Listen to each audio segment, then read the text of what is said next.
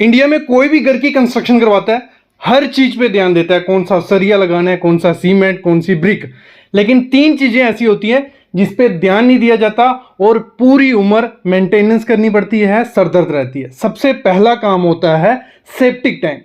Septic tank हम कोई ध्यान नहीं देता है, फिर वो लीकेज होता है, जल्दी फिल हो जाता है, मेंटेनेंस ये वो सब रहता है। तो आज की वीडियो में बताऊंगा कि सेप्टिक टैंक बनाते समय क्या क्या चीजें ध्यान देनी है कि आपका सेप्टिक टैंक सही बनेगा। दूसरी चीज होती है हमारी अर्थिंग। घर में अर्थिंग नहीं देते, तीसरे दिन क्या होता है, हमारा एसी सड़ गया है, फैन सड़ गया है, टीवी सड़ गया है और दिक्कतें रहती हैं, इवन लाइफ रिस्क भी हो सकता है। तो अर्थिंग कैसे देनी है, क्यों इंपॉर्टेंट है, सही तरीका क्या है, और ठेकेदार को बता देना ऐसे अर्थिंग देना, नहीं तो कोई फायदा नहीं है। अगली चीज होता है वाटर टैंक। हमारा जो छत पे पानी का टैंक रहता है, प्लास्टिक का लगाएं, स्टील का लगाएं या आरसीसी का बनाएं, कितनी कैपेसिटी रखनी है, क्या क्या चीजें ध्यान देनी है, क्योंकि अगर सही वाटर टैंक नहीं लगा होगा ना, आप बीमार पड़ते रहोगे, कभी ठीक नहीं होगे, ये दिक्कतें आती हैं। तो ये तीन चीजें होती हैं, इन तीन चीजों के बारे में बात करने वाला हूं। कंप्लीट वीडियो देखो, 15 से 16 मिनट लूंगा, लेकिन हर चीज क्लियर करके जाऊंगा। ब्रिक वर्क का बनाएं या आरसीसी का बनाएं, देखो इसको चूज इस तरीके से करना है। जो आपका पानी होता है नीचे, वाटर लेवल, आपके एरिया में जब भी खुदाई करते हैं, अगर 5 से 6 फीट में पानी आ जाता है तो कभी भी उसका ब्रिक वर्क का मत बनाना। ईंट का अगर बनाओगे, थोड़े टाइम बाद क्या होगा, नीचे से पानी ऊपर आ जाएगा टैंक में, टैंक अपने आप फिल हो जाएगा, साइड से पानी आएगा, क्योंकि ईंट पानी खींचती है। भले आपने प्लास्टर किया है, पानी वो खींच लेगी, तो दिक्कत रह सकती है। रिस्क नहीं लेना। उस एरिया में हमेशा क्या करना है, आपको आरसीसी का बनाना है। आरसीसी क्या होगी, सरिया और कंक्रीट से जो हम बनाते हैं उस तरीके से अगर बनाओगे तो आपको दिक्कत नहीं आएगी। मोस्टली लोग हम क्या करते हैं, ब्रिक वर्क का बनाते हैं। ब्रिक वर्क का बनाओ, कोई दिक्कत नहीं है, लेकिन उसको इस तरीके से बनाना है कि उसमें कम से कम 3 चैम्बर होने चाहिए। क्यों 3 चैम्बर होने चाहिए, क्योंकि वो चैम्बर बहुत वर्क करते हैं। चैम्बर किस तरीके से होने चाहिए, देखो ये जो पहला दूसरा चैम्बर रहेगा, नीचे से इसमें जगह रहती है, जो भी स्लज जाएगा, इनलेट यही इसी साइड होता है, जो भी हम वेस्ट जा रहा है पहले इन 2 चैम्बर को धीरे धीरे वो फिल करेगा। वेस्ट जो होगा वो नीचे बैठ जाएगा, ऊपर का पानी तीसरे चैम्बर में चले जाएगा, जो ऊपर से कट होगा, थोड़ा 1 फुट 1.5 फुट रखा जाता है वो कट, वहां पानी चल जाएगा और वहां से वो आउटलेट से बाहर नालियों में, सीवरेज में, हर जगह चला जाएगा। ठीक है, ये तरीका अपनाना ही अपनाना है। लोग क्या करते हैं, 2 चैम्बर बनाते हैं, वो सबसे बड़ी गलती होती है। स्लज भी वहीं, पानी भी वहीं, वहां दिक्कत आनी है। ठीक है, वहां लीकेज होनी है और स्मेल आनी है। तो 3 चैम्बर आपको बनाने हैं, कम से कम 4 भी बना सकते हो, लेकिन कम से कम 3 चैम्बर बनाने हैं। अभी बात आती है कि साइज कितना रखना है। साइज बहुत इंपॉर्टेंट होता है। देखो साइज अगर छोटा बड़ा कर दिया दिक्कत रहेगी। अभी देखो अगर खर्चा कितना पड़ता है, अगर हम ब्रिक वर्क का, जो हमारा ब्रिक वर्क किया जाता है, देखो जब भी आपको ये टैंक बनवाना है, एक ना आपने साइज देख लिया 8 बाय 4 का और 6 फुट डेप्थ, तो उसकी एक्सकवेशन करवानी है अच्छे से, और आपको जो बाहर की दीवारें देनी है वो 9 इंच की देना। 9 इंच की बहुत इंपॉर्टेंट होती है। कुछ लोग 4 इंच की दे देते हैं, बाद में वो दिक्कत आती है, टैंक भी टूट जाते हैं। इवन बाहर की 9 इंच की दीवार, अंदर की 4 इंच की दीवार बहुत है, इनफ है, वो आपने दे दी। इसको अगर हमें बनाना हो, जो ब्रिक वर्क का टैंक है, तो हमें कुछ 20 रुपए पर लीटर के हिसाब से खर्चा पड़ जाता है। अब 20 रुपए पर लीटर कैसे हो गया, मैं समझाता हूं आपको, किस हिसाब से आप कैलकुलेट करो 20 रुपए पर लीटर। अगर आपका 7 फुट लंबा टैंक है, ठीक है, और 4 फुट चौड़ा है और गहराई उसकी 6 फुट है, इन तीनों को गुणा कर लो, मल्टीप्लाई कर लो, 7 बाय 4 बाय 6 हो गया 168 CFT हो गया। इसको लीटर में कन्वर्ट करने के लिए हमें क्या करना होता है, 28.3 से मल्टीप्लाई करना है। 168 इंटू 28.3 हो गया हमारा 4754 लीटर, मतलब कुछ 4050 लीटर हमें ये टैंक की होगी। तो 20 रुपए रेट पकड़ रहे हैं हम, मतलब 15 रुपए से स्टार्ट हो जाता है, 20 रुपए तक मैक्सिमम खर्चा आ जाता है आपको, कौन सा, आपका ब्रिक वर्क का बनाने का। तो कर लो मल्टीप्लाई, 4754 मल्टीप्लाई बाय 20 करेंगे तो हमें मिल जाएगा 90,000 से 1 लाख रुपया हमें खर्चा आ जाएगा इस टैंक को बनाने का। ये हो गया ब्रिक वर्क का। अगर आप बनाते हो आरसीसी का टैंक, आरसीसी का टैंक भी सेम खर्चा कितना रहता है, उसका 5 से 6 रुपए एक्स्ट्रा खर्चा आ जाता है। कितना, 5 से 6 रुपए एक्स्ट्रा खर्चा आ जाएगा। अगर इसका हमारा 90 से 1 लाख आ रहा है उसका 120 से 130 हो जाएगा, मतलब 5 रुपए एक्स्ट्रा लेके चलना अगर आरसीसी का बनाओगे। तो मैंने बता दिया आरसीसी का कहाँ बनाना है और ब्रिक वर्क का कहाँ बनाना है। ये बात हो गई कि खर्चा कितना आएगा। अभी बात करते हैं सही से नहीं बनाएंगे तो स्मेल आने वाली है। तो सही से कैसे करना है, सबसे पहली चीज आपको करनी है, जब खुदाई करनी है, एक्सकवेशन आपको करनी है, वो प्रॉपर से एक्सकवेशन कर लो जितना आपका साइज है। फिर नीचे पीसीसी करना, पीसीसी आपको 4 इंच से कम 4 इंच देनी है। 4 इंच में कम बोल रहा हूँ, 6 इंच नीचे पीसीसी करो, ठीक है। पीसीसी कर ली, उसके बाद दोनों तरफ की आपकी 9 इंच की दीवार, बीच की 4 इंच की दीवार, और उसके ऊपर प्लास्टर जो आपको करना है वो करना है आपको 1:4 का, ठीक है। 1:4 का करना है। 12 mm कम से कम प्लास्टर आपको करना है। मैं तो ये कहूंगा अगर पानी वाली जगह है बाहर भी प्लास्टर करो, अंदर भी प्लास्टर करो, ठीक है। और इसके ऊपर की जो स्लैब रहेगी उसमें मोस्टली ध्यान देना, लोग स्लैब पे ध्यान नहीं देते हैं। और पार्किंग वाले एरिया में जब बनाया होता है तो जब गाड़ी पार्क कर रहे हो, गाड़ी निकाल रहे हो, तो वहां से कभी कभार आपकी टाइल भी टूट जाती है और नीचे स्लैब बैठ जाती है, फिर पूरा निकाल के करना पड़ता है। तो 6 इंच कम से कम इसकी स्लैब देनी है, जिसमें 12 mm का मेन सरिया रहेगा और 10 mm का आपका डिस्ट्रीब्यूशन बार रहेगा, ठीक है। इस तरीके से आपको ये देना है। और ढक्कन हर एक चैम्बर में रखना है, हर एक चैम्बर में ढक्कन रखोगे, सफाई करना इजी होगा। और 2x2 फीट का कम से कम रखना ढक्कन, और उसके बाद आप इसको यूज कर सकते हो। तो ये सही तरीका है इसको बनाने का। अगली चीज आपको क्या ध्यान रखनी है, जब भी आपको टैंक बनाना है उसमें एक फ्री बोर्ड होता है। फ्री बोर्ड क्या हो गया, ऊपर खाली जगह रहती है जहां से इनलेट और आउटलेट का, मतलब इनलेट अंदर आ रहा है, आउटलेट बाहर जा रहा है, उसके ऊपर एक जगह रखनी पड़ती है, 1 से 1.5 फीट रखना। उससे क्या होगा, आपके टैंक में गैस भी नहीं बनती है, और जो एयर वेंट, मतलब एयर वेंट रहेगा जहां से पाइप गैसेस बाहर निकलेंगी, तो वो वहीं लगानी है जहां आपका फ्री बोर्ड होगा, ठीक है। एयर वेंट भी रखना है। दूसरी चीज आपको क्या करनी है, कोई भी पाइप आपको 4 इंच से छोटी यूज नहीं करनी है सेप्टिक टैंक में। मतलब हर एक पाइप आपकी 4 इंच की ज़्यादा ही होनी चाहिए। मतलब इनलेट अगर आप 6 इंच कर रहे हो, आउटलेट आप 4 इंच कर रहे हो, 4 इंच से छोटी नहीं रखना। और जो एयर वेंट होती है जहाँ से गैसेस बाहर आनी है, वो जितनी बड़ी होगी उतना अच्छा होगा, नहीं तो आपके बाथरूम में स्मेल रह सकती है। चीज़ भी ध्यान आपको देना ही देना है। तो साइज इस तरीके से रखना है। ये सामने आप चार्ट देख रहे हो, ये हमें IS code, Indian standard code ने हमें दिया हुआ है कि इस तरीके से अगर आप सेप्टिक टैंक बनाते हो तो कोई दिक्कत नहीं आएगा। वो ना जल्दी भरेगा ना लेट भरेगा। 1-2 साल बाद भरता है तो उसको आप क्लीन कर सकते हो। इवन 5 से 6 साल 10 साल भी निकल जाते हैं अगर सही से बनाए हो। देखो ये साइज जो है, अगर 4 मेंबर आपकी फैमिली में, तो आपको ये साइज रखना है। ये मीटर में साइज है, ठीक है, मीटर में है, लेकिन आपको इसको फीट में कन्वर्ट कर लेना है। फीट में कैसे होगा, मल्टीप्लाई कर देना है। अगर 1 मीटर है 3.28 से मल्टीप्लाई करोगे, आपको फीट में मिल जाएगा कि लंबाई कितनी रखनी है, चौड़ाई कितनी रखनी है और उसकी गहराई कितनी रखनी है। तो कम से कम आपको 4 foot by 8 foot by 6 foot का रखना है। जब भी घर की कंस्ट्रक्शन हम लोग करवाते हैं, एक बहुत बड़ी गलती कर देते हैं कि हम अर्थिंग नहीं करवाते हैं। काफी लोगों को इस बारे में पता भी नहीं होगा, और कईयों को पता भी होता है, लेकिन आपका ठेकेदार या आप खुद ही ध्यान नहीं दोगे कि अर्थिंग इतनी ज्यादा इंपॉर्टेंट होती है। अर्थिंग सही से कैसे होती है, कौन सी बेस्ट अर्थिंग है, क्योंकि 2-3 किस्म की, काफ़ी किस्म की होती है, लेकिन हम इंडिया में 2-3 किस्म की घर में करते हैं। उनमें से बेस्ट कौन सी है, मटेरियल कहाँ से लाना है, क्या मटेरियल रहेगा, प्रोसेस क्या रहेगा। पहले समझ लो 2 किस्म की अर्थिंग की जाती है घर में।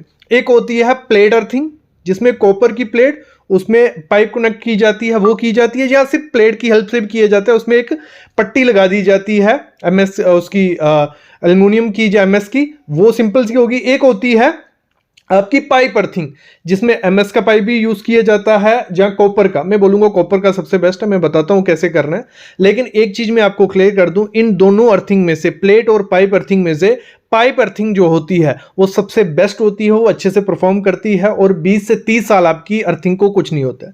तो सबसे पहले पाइप अर्थिंग का ही समझ लेते हैं कैसे करनी है, फिर आगे मैं आपको प्लेट अर्थिंग का भी बता दूंगा वो कैसे करनी है। करनी तो ये आपके किसने, इलेक्ट्रिशियन नहीं होती है, लेकिन आपको थोड़ा बहुत जानकारी होगी तो आप देख सकते हो वो सही से कर रहा है कि नहीं कर रहा है, या गलत तो नहीं कर रहा है। हमसे ज्यादा, मेरे से ज्यादा as a civil engineer, electrician engineer अच्छा कर लेगा, लेकिन आपको आइडिया मैं दे दूंगा कि होती कैसे है।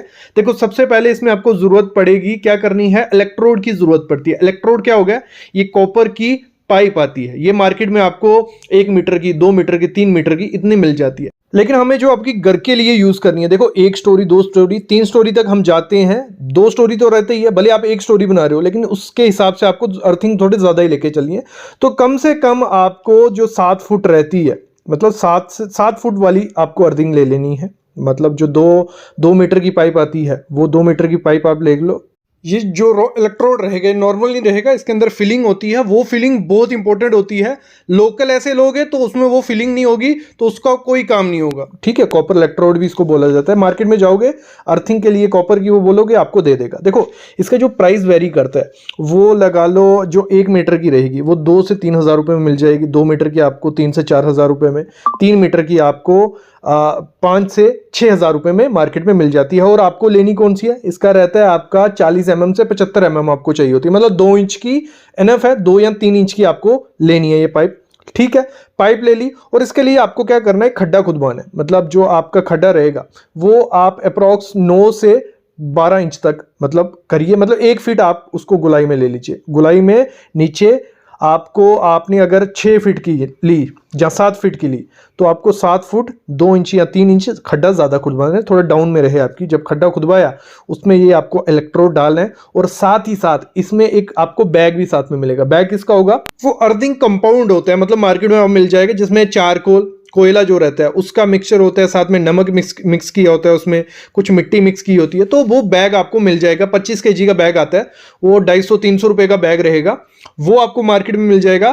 तो वो कंपाउंड क्या करता है, जो ओम्स वैल्यू होती है, मैं आगे बताऊंगा क्या होगी, मतलब आप नमी मेंटेन करके रखते हैं आपकी अर्थिंग के चारों तरफ। अगर जितनी ज्यादा नमी होगी उतनी ज्यादा अच्छे से वो अर्थिंग परफॉर्म करती है, ठीक है। ये समझ लो, वो बैग लाना है आपको, इसमें वो डालना है, ठीक है। साथ में आप इसमें, अब वहां काली मिट्टी है, काली मिट्टी डाल दीजिए, रेत है, रेत डाल दीजिए, तीन सब चीजों को मिक्स करके इसमें आपको फिल कर देना है आपकी जो इलेक्ट्रोड होगा उसके चारों तरफ। उसके बाद उसमें पानी डाल देना, अच्छे से पानी डाल देना है, वो कंपैक्ट हो जाए सारी जगह, ठीक है। ये हो गया। उसके बाद एक कॉपर की वायर आती है, मतलब वो रहती है 10 गॉज की रहती है, 6 mm 4 mm भी रहती है। वो वायर जो होती है कॉपर की वायर, वो लगा के आपके मेन पॉइंट तक ले ली जाती है। ये इलेक्ट्रिशियन काम कर देगा।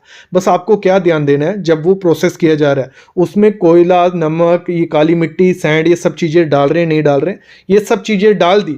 उसके बाद आपको क्या करना है, आपको चेक करना है कि आपकी अर्थिंग प्रॉपर काम कर रही है नहीं कर रही है। तो उसको चेक कैसे किया जाएगा, वो चेक होता है, आपका इलेक्ट्रिशियन आपको एक वैल्यू में मीटर पे वैल्यू दिखाता है, वो आपकी 5 ओम से कम होनी चाहिए। मतलब ऐसे तो 3-4 ओम हो, ठीक है। अगर 5 ओम से वो ज्यादा आ रही है, ओम समझ लो, वोल्टेज समझ लो, ओम में वैल्यू होती है। 0 to 5 ओम अगर वैल्यू आपके उस मीटर पे दिखा रहा है तो मतलब अर्थिंग आपकी सही से हुई है। अगर वो ज्यादा है तो वो अर्थिंग सही से नहीं हुई है। तो ये चेक करवा लेना, जब भी आप अपनी अर्थिंग करवाओ तो ये चीज चेक करवा लेना। जब आप मार्केट में सामान लेने जाओगे अर्थिंग का, तो आपको वो पूरा बैग भी दे देगा, साथ में वो रॉड भी दे देगा, 2 बोल्ट रहते हैं, बोल्ट लगाने होते हैं, सब काम हो गया। ये हो गया पाइप अर्थिंग का। फिर प्लेट अर्थिंग कैसे की जाती है, सेम प्रोसीजर होता है।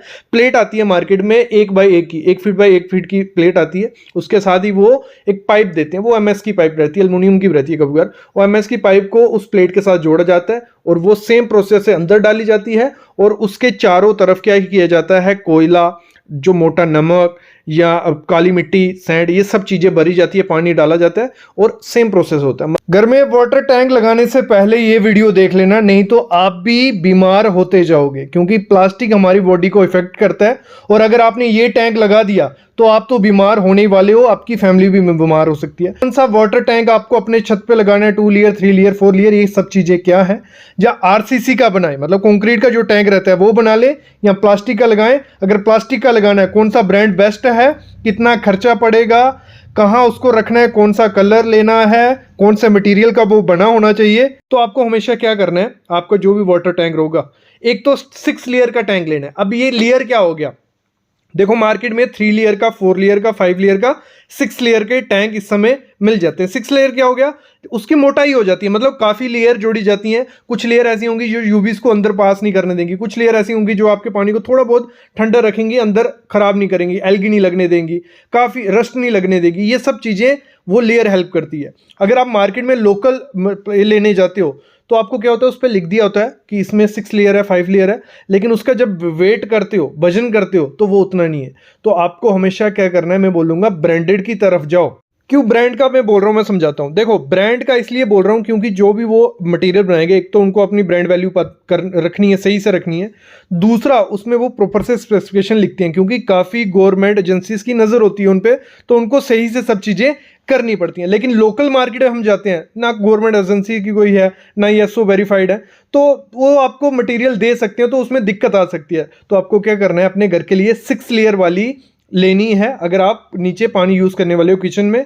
और साथ ही साथ वो बनी होनी चाहिए HDPE, मतलब पॉलीथिलीन जो रहता है प्लास्टिक, उससे अगर बनी रहेगी, वो भी कौन सा, हाई डेंसिटी वाला। एक आता है LDPE, वो नहीं, HDPE पॉलीथीन, जो पॉलीथिलीन रहेगा उससे वो आपकी टंकी, वाटर टंकी बनी होनी चाहिए और फूड ग्रेड होनी चाहिए। फूड ग्रेड क्या हो गया, ये जो चीज़ें मैं बोल रहा हूँ, HDPE, food grade, virgin plastic, UV shield, ये सब चीज़ें उस टैंक पे लिखी होंगी। अगर कोई ब्रांड होगा उस पर ये सब चीज़ें, उसके साथ एक स्पेसिफिकेशन आती है कि इस टैंक में ये चीज़ें हैं। तो आपको अपने टैंक में क्या देखना है, वो HDPE होना चाहिए, दूसरा वर्जिन प्लास्टिक से बना होना चाहिए, UV शील्ड वो होना चाहिए, और फूड ग्रेड मटेरियल से वो बना होना चाहिए। तो अगर ये सब चीज़ें आपको एक टैंक में दिख जाती हैं, वो टैंक आप अपने छत पे यूज़ करते हो, तो आप उस पानी को पी सकते हो, भले जून में, जुलाई में, कभी भी यूज़ करो, भले वो जितना मर्जी ठंडा हो जाएगा, भले जितना मर्जी मौसम बाहर गर्म होगा, तो आपका पानी अच्छा रहेगा, उसको यूज़ कर सकते हो। और 6 लेयर वाली अगर लोगे, तो जैसे गर्मियों में पानी हमारा क्या होता है, बाहर टेम्परेचर 48 डिग्री हुआ, हमारा पानी भी गर्म होने लग पड़ता है। तो अगर जितना पानी अंदर गर्म होगा तो ख़राब होने के चांसेस हो जाते हैं पानी के। तो अगर 6 लेयर लोगे तो पानी काफ़ी ज़्यादा गर्म नहीं होता है। तो ये चीज़ ध्यान दे के देना, मतलब किसी भी कंपनी का आप उठा लो, ये 5-6 चीज़ें देख लोगे तो आप एक अच्छा टैंक अपने घर में ले आओगे। एक चीज़ ये होगी। दूसरा, जब भी आपको टैंक लेना है, वो कैपेसिटी चेक कर लेना है। कैपेसिटी क्यों चेक करनी है, देखो एक आदमी दिन का 135 लीटर पानी यूज़ करता है अपने लिए, ठीक है, 135 लीटर पकड़ के लेते हैं, फ्लश कर रहा है, पी रहा है या धो रहा है, जो भी कर रहा है, ठीक है। अगर आपके घर में है 6 आदमी, तो 6 × 135 आप कर दोगे तो आपको मिल जाएगा आपको कितने लीटर का चाहिए। साथ में ये आप चार्ट भी देख रहे हो जिसमें पूरा लिखा है कि 6 मेंबर की फैमिली है या 7 मेंबर की फैमिली है, तो 1000 लीटर या 2000 लीटर जितना भी चाहिए वो आप इसके अकॉर्डिंग ले सकते हो। चीज़ आपको क्या करनी है, आप चाहते हो कि अपनी फैमिली की हेल्थ से कॉम्प्रोमाइज़ करना ही नहीं है, बजट का भी कोई इशू नहीं है, तो SS के जो टैंक आते हैं काफ़ी कॉस्टली होते हैं, ये मैं पहले बता दूं आपको। जो SS के टैंक होते हैं वो बेस्ट होते हैं, क्यों, क्योंकि उनमें अगर पानी बाई चांस गर्म भी होता है तो उस पानी को ख़राब नहीं होगा वो, मतलब जैसे प्लास्टिक अगर ज़्यादा गर्म हो गया, उसमें मटेरियल पड़ा होगा तो वो ख़राब होने लग पड़ता है, लेकिन उसमें टैंक में वो खराबी देखने को नहीं मिलेगी। हेल्थ से कॉम्प्रोमाइज़ नहीं होगा अगर आप SS के टैंक यूज़ करते हो, लेकिन कॉस्टली बड़े ज़्यादा हो जाते हैं। फिर ऑप्शन आता है हमारे पास, जो हम RCC का टैंक बनाते हैं या ब्रिक वर्क का टैंक बनाते हैं। कुछ लोग छत पे बना देते हैं, कुछ लोग नीचे बना देते हैं, उसको आप बना सकते हो। उसमें ये है आपकी हेल्थ को कोई इशू नहीं होगा। साथ ही साथ क्या करते हैं हम लोग, जो टैंक होता है वो जहाँ तो हम स्टील का फ्रेम बनाते हैं उस पर रख देते हैं, MS का, सॉरी आयरन का, तो वो भी गर्म होता है नीचे से और प्लास्टिक हमारा गर्म हो जाएगा। तो आजकल क्या हो गया, इको बेस आते हैं, जो नीचे इसका प्लेटफॉर्म आता है वो भी किसका होता है, HDPE या LDPE, उससे प्लास्टिक से बना होता है। उसको रखेंगे तो आपकी जो नीचे से स्लैब गर्म होगी या सरिया गर्म होगा, तो आपका टैंक वो हीट लेता है ना, वो हीट वो नहीं लेगा। तो ये लगा दो 1000-1500 रुपये एक्स्ट्रा खर्चा होता है इस पर, लेकिन इससे क्या होता है, आपकी वेंटिलेशन रहती है नीचे आपकी इसकी टैंक की, और सेफ भी रहता है, गर्म भी नहीं होता है, और फ्यूचर थोड़ा मतलब अच्छा हो जाता है, ठीक।